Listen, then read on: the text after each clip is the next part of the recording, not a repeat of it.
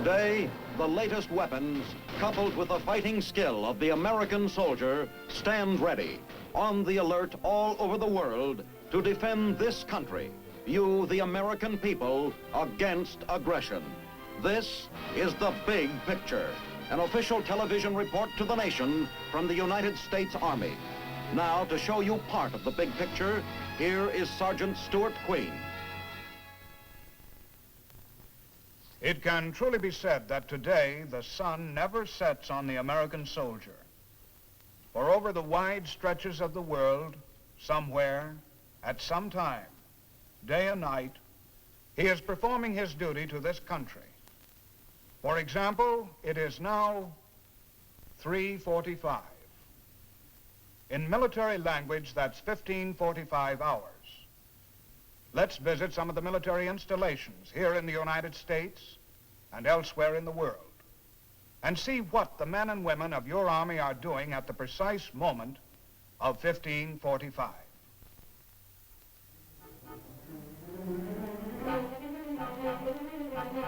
At this very moment, at 15:45, a practice warning alert is being sounded somewhere in Long Island, New York.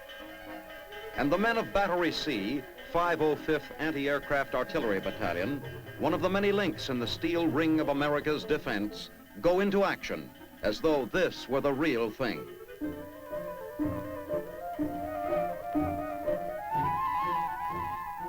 Training and preparing themselves for any eventuality that might occur, for any intruder who might erupt from the skies.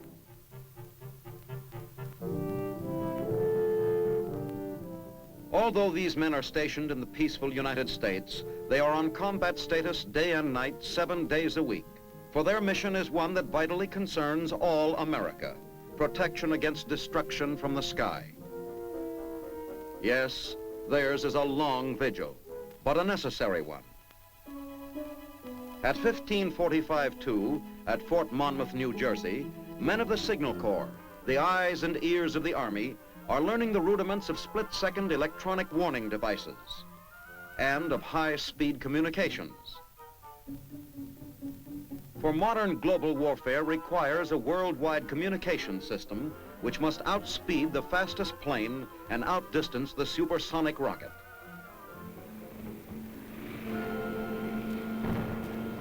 At the same time, in the Pentagon in Washington, fully trained Signal Corps personnel are operating the complex mechanisms which link Washington with the Far East, with Europe, and with other outposts of our far-flung bastions of defense.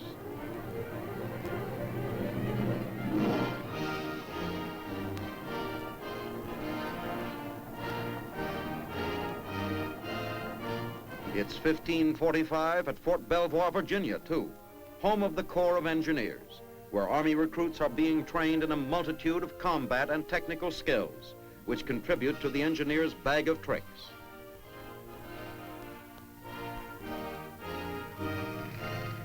Here, for example, a demonstration is being conducted on how to lay a hasty-type bridge across a ditch or tank trap to permit the continuous and uninterrupted movement of armor and other heavy vehicles.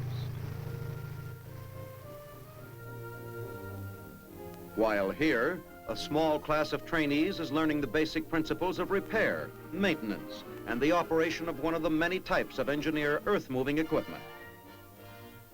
At this moment, too, men of the 79th Engineer Group are learning how to handle the DeLong Pier, a floating portable pier that can be towed into position, sink its own piles, and raise itself out of the water to any desired level. This new device can save many days of costly and time-consuming construction in future military operations.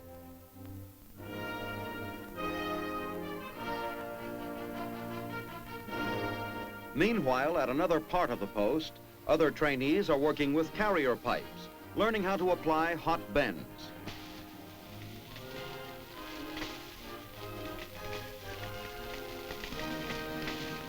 Speaking of pipes and hot bends, at exactly 15:45 today, this soldier is learning how to work with a different kind of pipe. While the rest of his buddies get off a few licks on a hot bend of their own.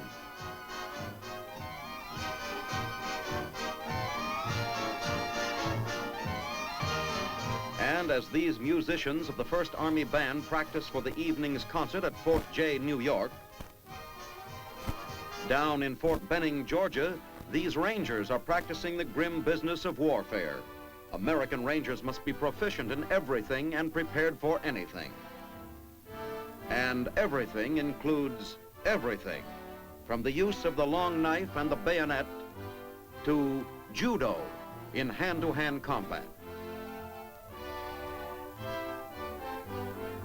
In this kind of fighting, it's your life or your enemy's life, and no quarter given.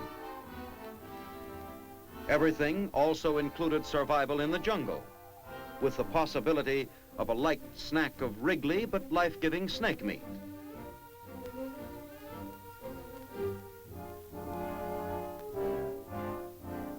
It takes a lot of learning and know-how to be able to descend a sheer cliff. This is called rappelling. Even the Ranger mascot is impressed.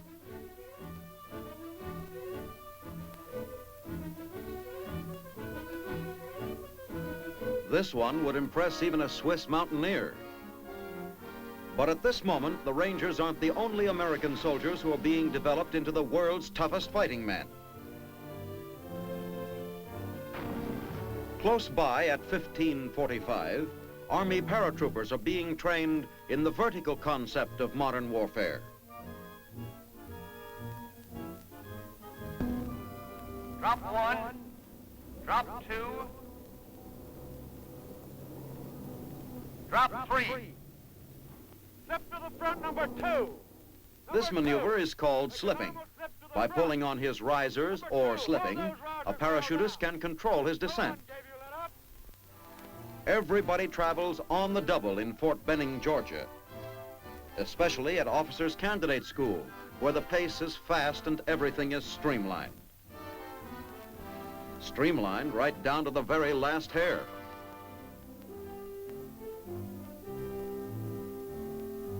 A man's got to be more than just a good soldier to graduate from infantry OCS. He's got to be a leader of men. The kind of a man soldiers will trust and believe in. The kind of a man they'll follow into battle. Before graduation, each candidate must prove his leadership qualifications by commanding a group of his classmates in a tactical situation under combat conditions.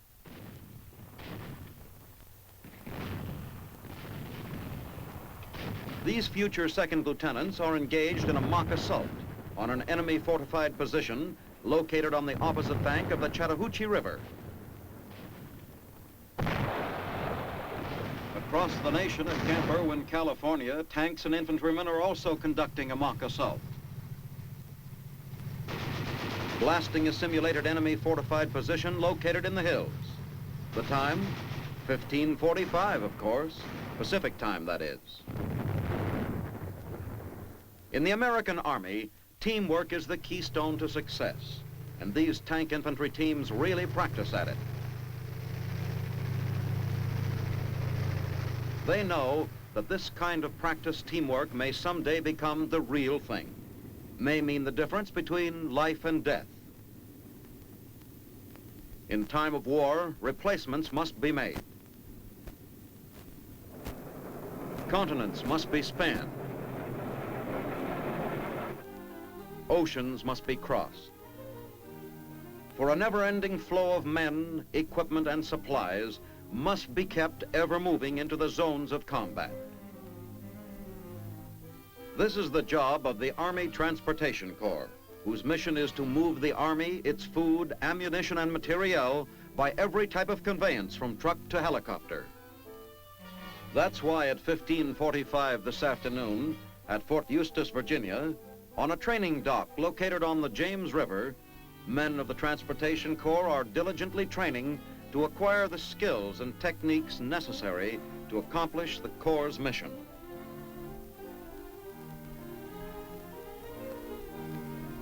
Learning how to load cargo into the holds of ships is only part of the job. The men also have to know how to stow the thousands of different sized crates of equipment, supplies, and other materiel properly. how to make every inch count.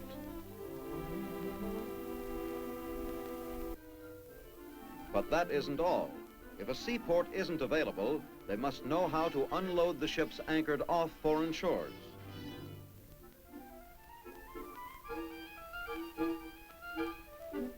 Offloading cargo into amphibious trucks is no easy job, especially if the seas happen to be choppy or rough, or if you're being strafed and bombed by enemy aircraft.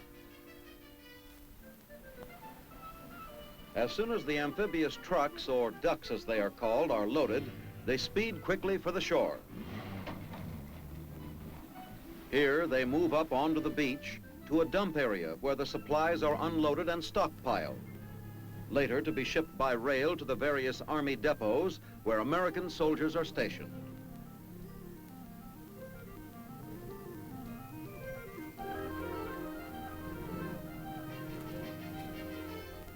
Since the shipment of supplies by rail is a responsibility of the Transportation Corps, many of the men have to learn railroading.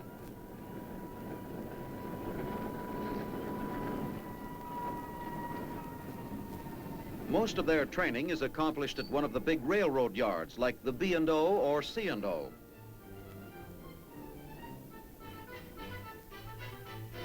Here, under the tutelage of old-time railroad men, they learn the ABCs of railroading, from the ground up and down to the last detail. A delay caused by a broken coupling could affect the progress of a major battle.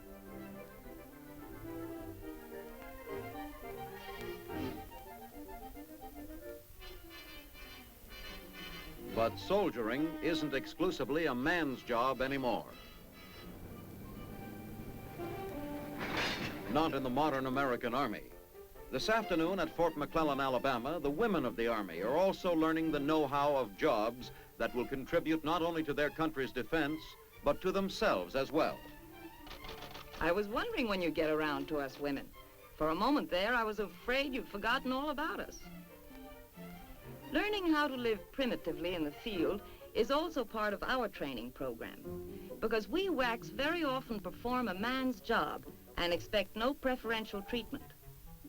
Like the troops, we eat our chow out of mess kits, which can be used for the satisfaction of the outer woman as well as the inner woman. This kind of exercise not only takes off fat, it also puts on the kind of muscle we need for the art of self-defense. Remember when they used to call us the weaker sex? WACs must also be prepared to perform many jobs in many lands. If, for instance, any of us should be assigned to a far northern post, we're trained to survive in severe sub-zero weather, like these girls who, at 15:45 Alaska time, are roughing it in special maneuvers to test Arctic equipment in materiel for WAC use.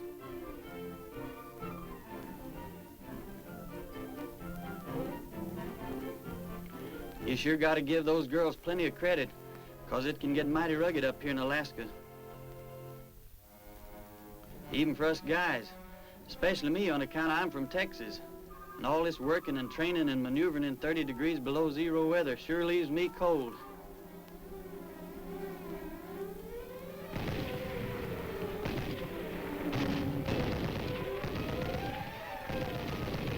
But I'm not complaining. No, sir, because we got it real good compared to the Joe station way up in Thule, Greenland. Talk about the rugged life. Even the Eskimos give these frozen wastelands in Greenland to go by.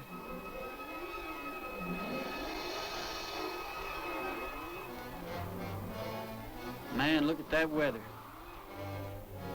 Well, that's Thule, Greenland at 15:45, where you can't even see the nose on your face.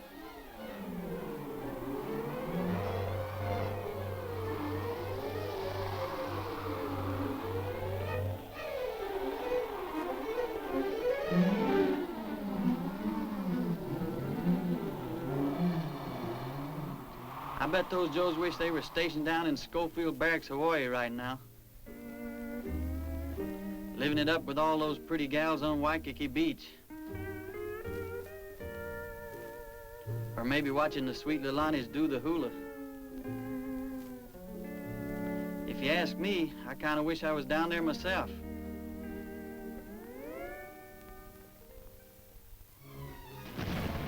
Living it up my foot. Does this look like Waikiki Beach?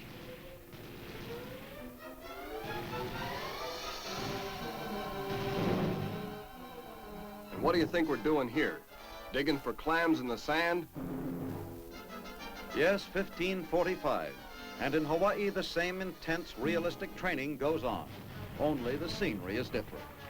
But until the Kremlin disarms and world peace is an established fact, every American serviceman must continue to receive the kind of training that will enable him to survive in the battles that may come.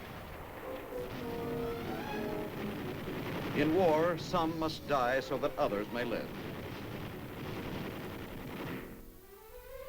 The men who died on the once bloody island of Okinawa are proof of that. Today, however, Okinawa lies peaceful and serene.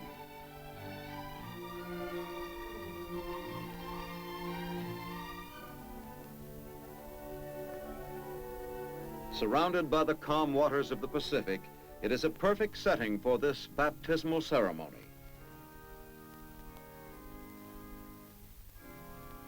which at 1545 this afternoon is being conducted with holiness and with reverence.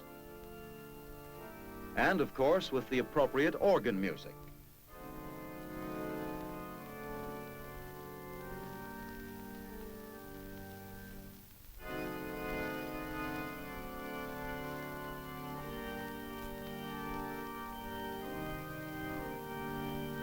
And as these soldiers receive their baptism in the blue lagoon of Buckner Bay, nearby at another part of the island, these soldiers are preparing to receive another kind of baptism.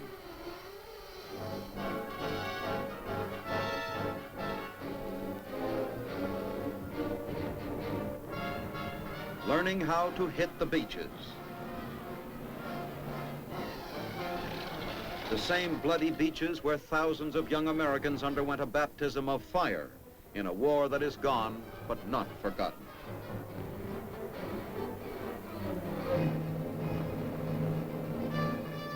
Like the war in Korea, where at this very moment at 1545, the men of the 159th Field Artillery Battalion are... Hey, that's my outfit. We're setting up some simulated preparatory fire before the infantry moves in. You know, it wasn't so long ago we were mailing out the real stuff for the commies. Now it's just an exercise. Some people may wonder why we keep on training like this. The way I look at it is, if you're a soldier, well, you gotta be a good soldier.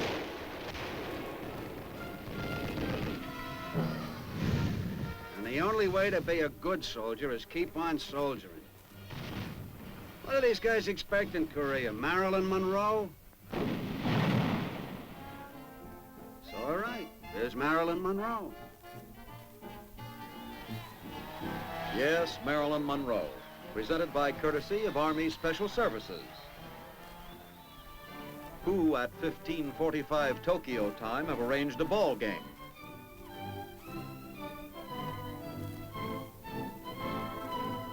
For the benefit of American GI-san and Japanese-san. Another of the Army's peace offensives, not with cannonballs, but with baseballs and with footballs. Like baseball, football has captured the imagination of the Japanese, and it is fast becoming one of their most popular sports.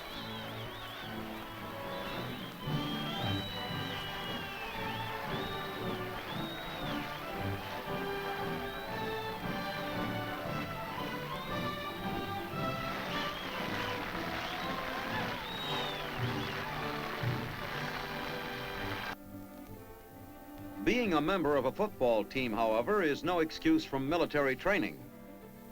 And when the paratroopers of the 187th Regimental Combat Team, stationed at Camp Chickamauga, Japan, go on a practice jump, the members of the football team are expected to jump with the rest of the regiment. Ordinarily, the men would make the jump with their respective units and in full field equipment. But today, just for the novelty of it, they're going to jump wearing their football uniforms, probably the first time in football history, yardage will be gained straight down. Within a few minutes, the men are ready and enter the plane as a team. For these men not only play as a team, they fight as a team. Because of Japan's proximity to Russia and communist China, and because she is coveted by the Soviet Union, American troops stationed in Japan must constantly be alert and prepared for any sudden move of aggression. Today, at 1545, these Americans are carrying the ball and holding the line, so that the free world may live in peace.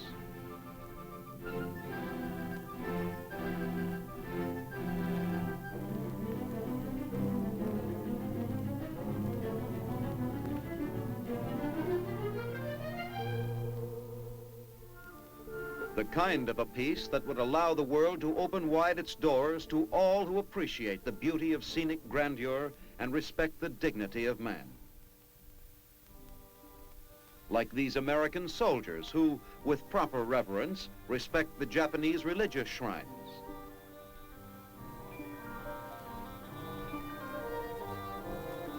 And in true democratic fashion, the customs and traditions of the people.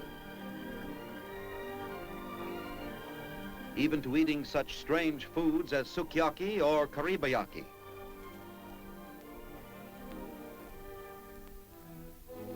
Or Eintenbraten mit Kartoffelklaas in Germany, where at this very moment at 1545, democracy is still at work as our troops work closely with their former enemies, the German police, learning the techniques of riot control.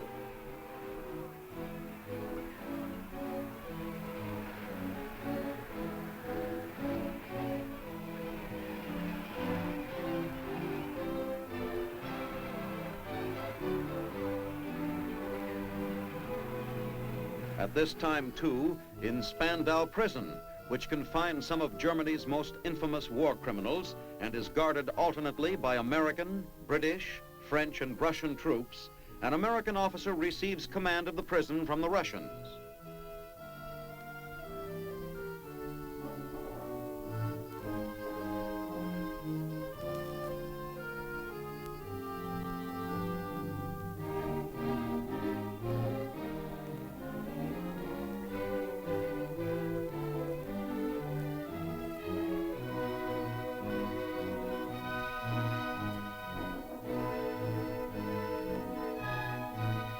This is the only place in the world, except for Vienna, Austria, where there is even a semblance of amicable relations between the world powers.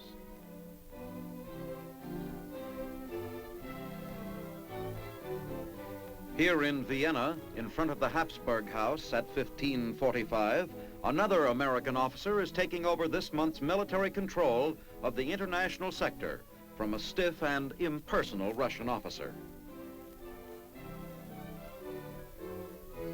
Those Russians shaking hands with everybody and acting so nice and polite may fool some people. But we know better. That's why we never let ourselves get soft. Why we mountain troops in Saalfeld, Austria, keep ourselves in fighting trim. Like today, it's 1545, and we're taking in some of the mountain sights. But who's got time to look at the pretty waterfall? Especially when you've got to get across a mile-high gorge on a shaky rope bridge.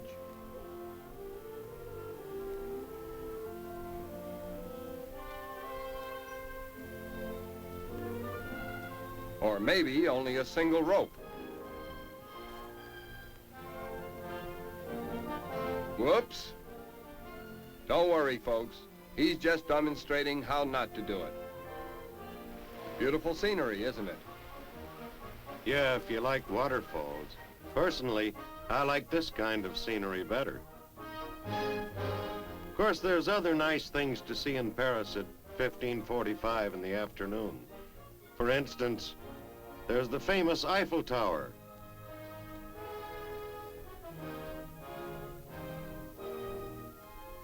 Then there's the Louvre, where they've got some nice paintings and statues.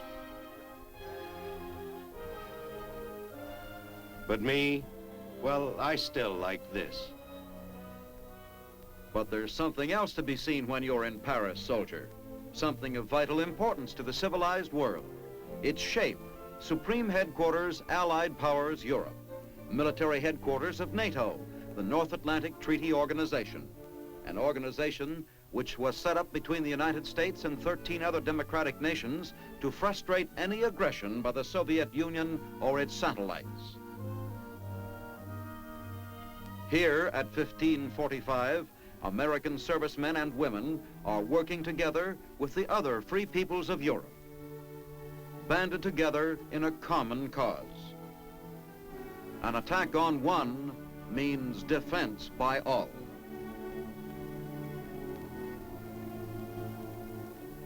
Should mankind, through our solidarity, our prayers for peace, and through the mercy of God, be spared the catastrophe of another war, then this organization will have served a noble purpose. It will have demonstrated that an alliance for peace, rather than for war, is an entirely practical measure, that the power generated in an alliance of such magnitude can bring confidence, not fear, to the hearts of men.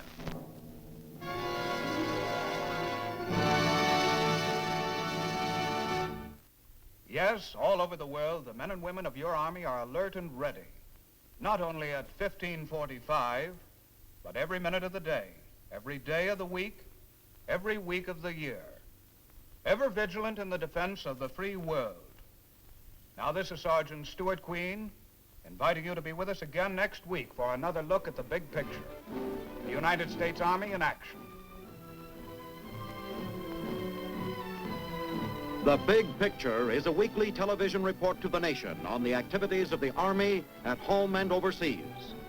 Produced by the Signal Corps Pictorial Center. Presented by the U.S. Army in cooperation with this station. You can be an important part of the big picture.